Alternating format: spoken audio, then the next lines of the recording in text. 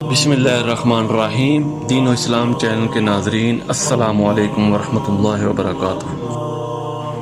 صحیح بخاری کی حدیث نمبر 43 ہے، رسول اللہ صلی اللہ علیہ وسلم ایک دن میرے پاس آئے۔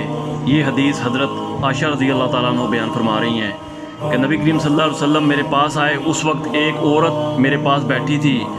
آپ نے دریافت کیا کہ یہ کون ہے؟ میں نے عرض کیا فلاں عورت، اور اس کی نماز کے اشتیاق اور پابندی کا ذکر کیا۔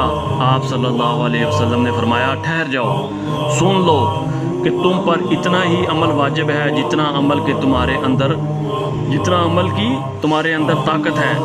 اللہ کی قسم، ثواب دینے سے اللہ تعالیٰ نہیں اکتاتا، مگر تم عمل کرتے کرتے اکتا جاؤ گے، اور اللہ کو دین کا وہی عمل زیادہ پسند ہے جس کو ہمیشہ پابندی کے ساتھ کیا جائے اور انسان بغیر اکتائے اسے انجام دے۔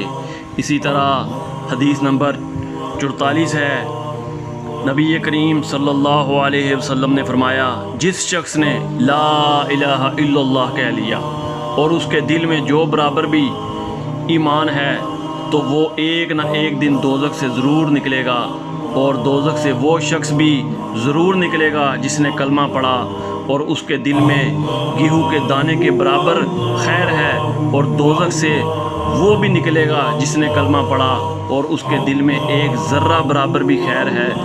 ابو عبداللہ امام بخاری رحمۃ اللہ علیہ فرماتے ہیں کہ عیان نے باروایت فتاوی انس رضی اللہ تعالیٰ عنہ رسول اللہ صلی اللہ علیہ وسلم سے خیر کی جگہ ایمان کا لفظ نقل کیا ہے۔